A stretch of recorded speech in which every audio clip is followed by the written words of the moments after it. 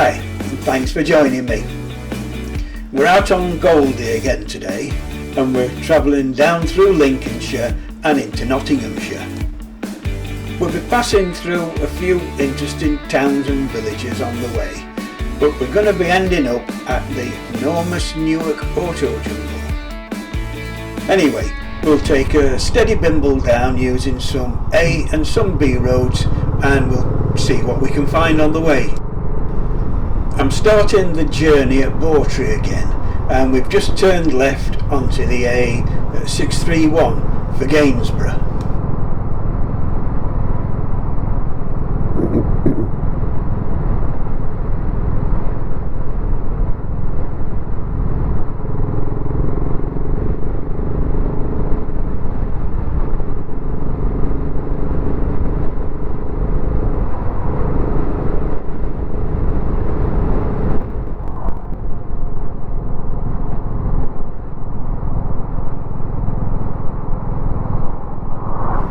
The first village we come to is Everton.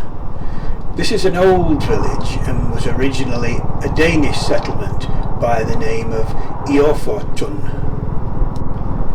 In the Domesday Book it's recorded as Everton. It's only a very small village, but there's no fewer than 23 Grade 2 listed buildings here. The first white building on the right there, that's Davenport House, and that dates from the 18th century.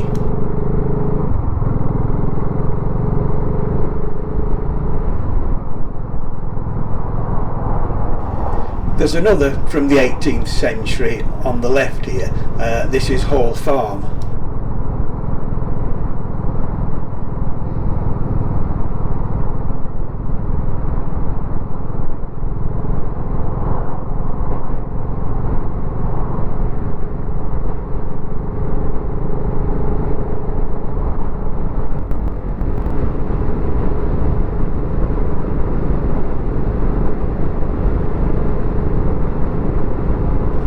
We're approaching Gringley on the Hill, and on the right here we've got what's left of Gringley Windmill. That dates from 1830.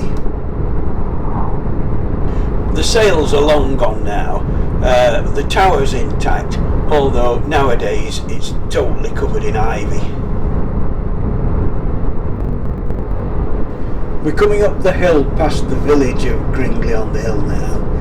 The old route used to go straight through the centre with its steep and narrow roads, but the A631 dual carriageway now bypasses it just to the southern edge of the village.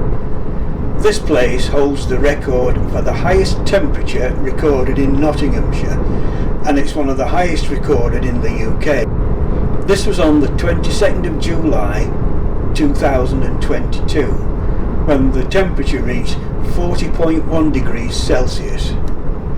This also makes it the most northerly place in England to exceed 40 degrees.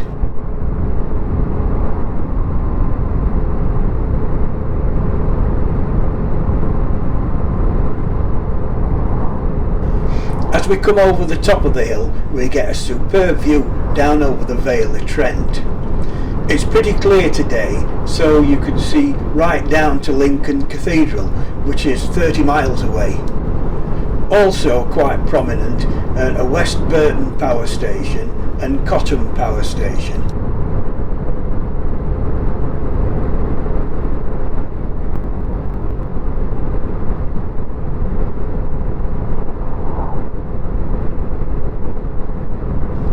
It's a nice run down into the Vale now, and we're staying on the A631 at the roundabout.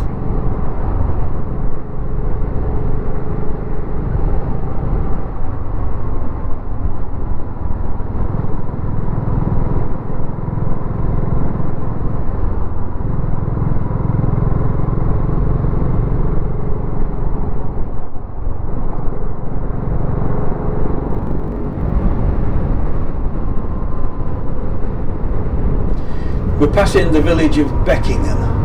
This is another one that the main road now bypasses.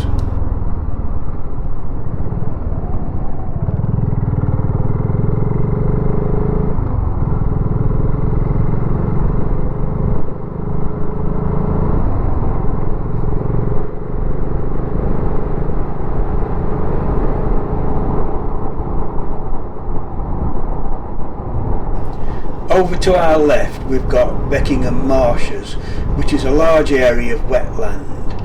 It's also an RSPB reserve with a huge variety of wildlife to see.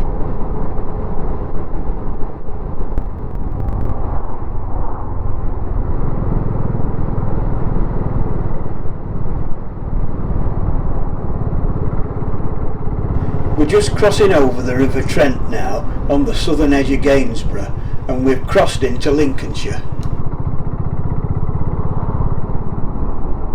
Gainesboro's a market town, and it was also an inland port. Its name first appears in the Anglo-Saxon Chronicles of 1013, and it's later recorded in the Domesday Book as Gainesburg, which means Gaines fortified place.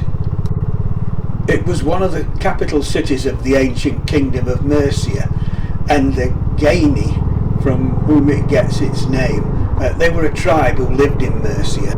In the early 11th century, the Danish king Swin Forkbeard, what a wonderful name, and his son Canute, who I'm sure you've heard of, defeated the English king Ethelred. He was proclaimed King of England here, and Gainesboro was declared capital of England and Denmark. Unfortunately, this only lasted for 5 weeks, because Swin died, or he was killed, and his son Canute took the crown. King Canute set up base elsewhere in the country, but for a 5-week period, Gainesboro was our capital city.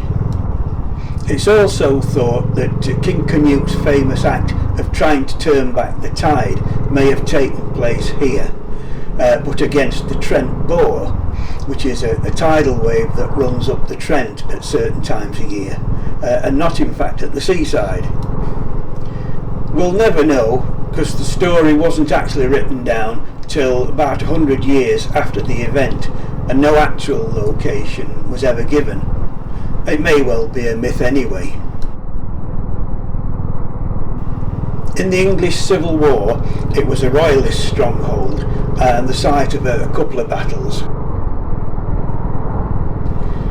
During the Second World War, it suffered an air raid in 1941 when little damage was done, and again in 1942 when the town centre was badly damaged.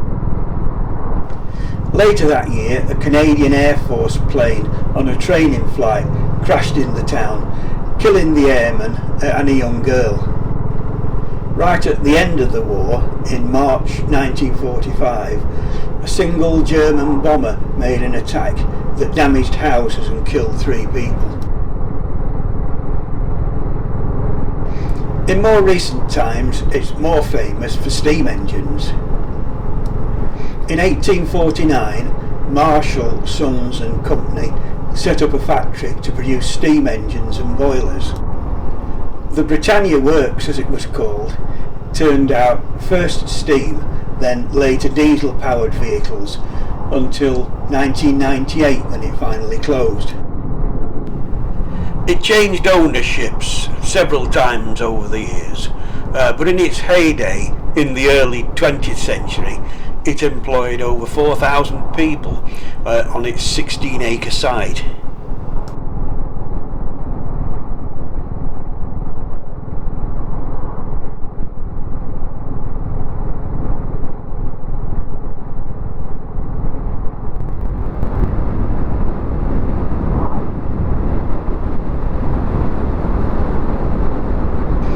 We've left Gainesboro now and we're on the A156 heading south.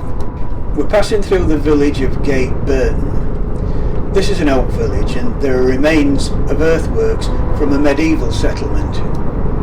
The entrance on the left is the gate to Burton Hall that dates from the 18th century. It's a Grade 2 listed building.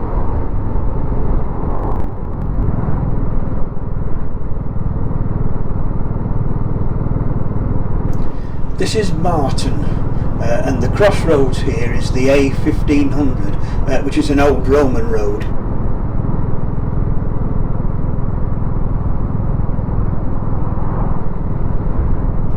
The church up ahead is St Margaret's, and it dates from around the Norman conquest of the 11th century. It's built in a mixture of Anglo-Saxon and Norman styles. The cross in the churchyard is now a war memorial, but it is thought that it could have been the old village butter cross from the marketplace.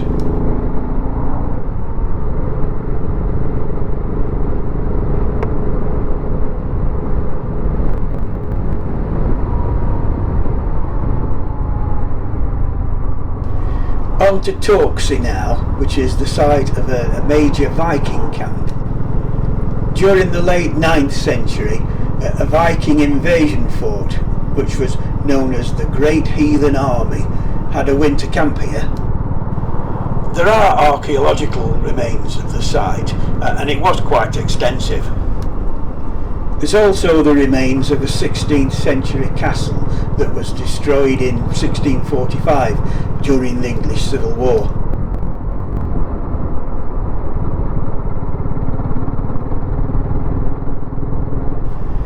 Just down the road is Toxy Lock, and the bridge we're going over spans a canal that dates from Roman times.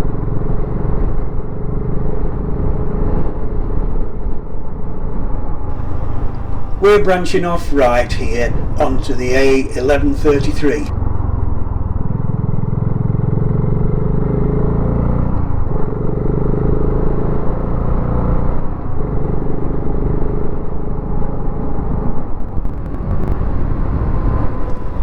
The crossroads here are at Newton-on-Trent, and we're going straight across.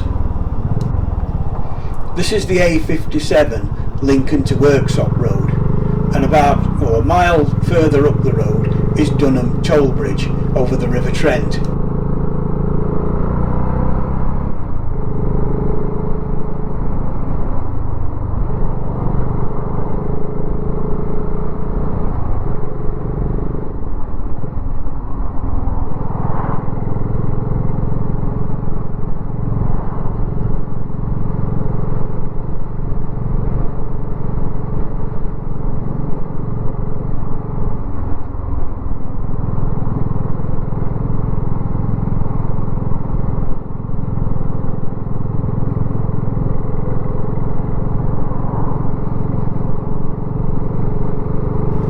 Into Cullingham now, and we're back in Nottinghamshire. This is another old village, and Bronze Age and Roman finds indicate very early settlements here. The name Cullingham comes from a combination of the Saxon inga, meaning people, ham, meaning settlement, and colla, which is the name of the chief of the tribe. There's over 60 listed buildings in and around the village. Some are from the 16th century and even earlier. Quite a few are on the main street that we're riding along now. Now, we could go straight on through the village and down to Newark Showground that way, but I know that on a busy day the roundabout and approach road can get snarled up with traffic. So we're turning left at the traffic lights and heading up to the A46 because it's often easier that way.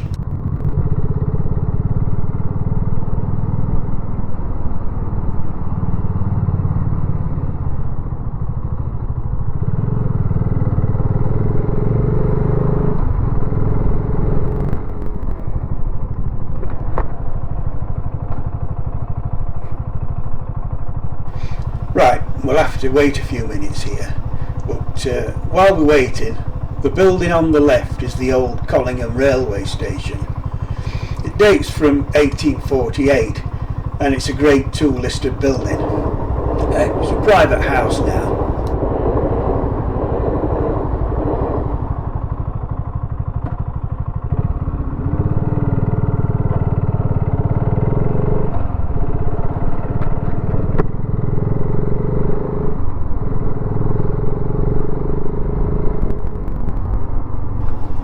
We're at the A46 now from Lincoln, and we're turning right towards Newark.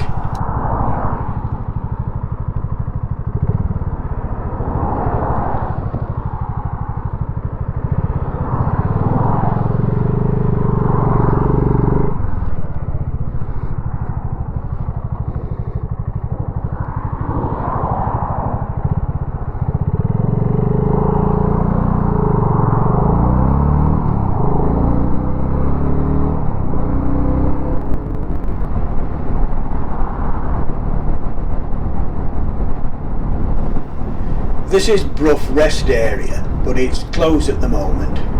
But just to the east of it is the tiny village of Brough. Back in the 1st century though, it was the Roman town of Crococalana, which grew around a military fort. It was about a mile long and had ditched defences, so it was quite a substantial place.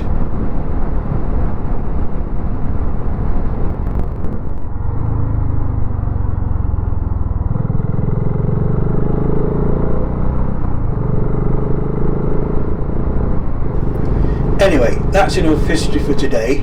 We're at Newark Showground for the Normous Newark Autojumble. I'll get parked up and go shopping. There's a few things I'm after today.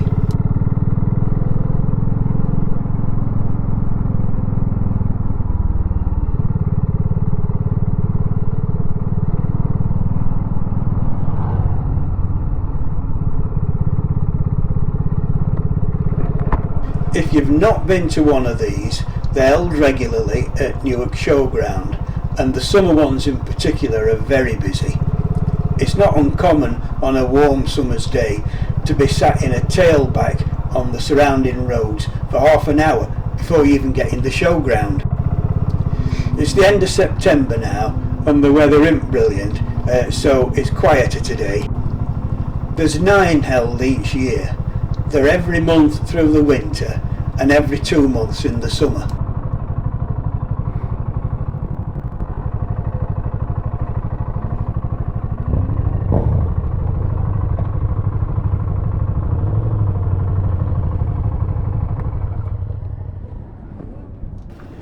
There's indoor and outdoor stalls, and I'll just take you for a walk round and give you a taster.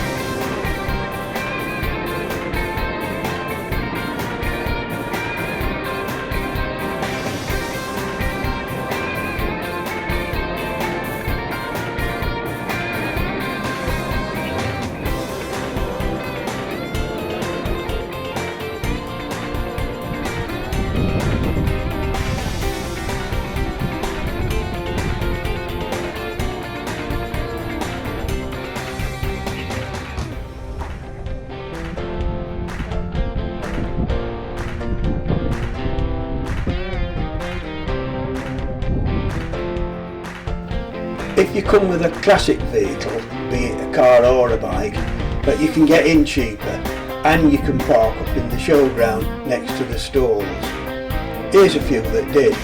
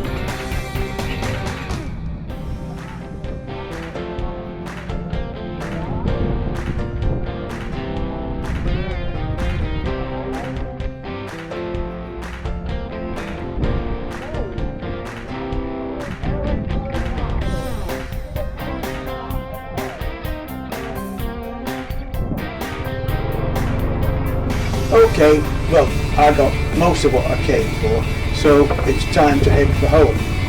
Hope you've enjoyed today's little trip. Don't forget, leave a like if you have, and if you want to watch any more of my ramblings, please subscribe to the channel. Hope you can join me again, so cheers for now.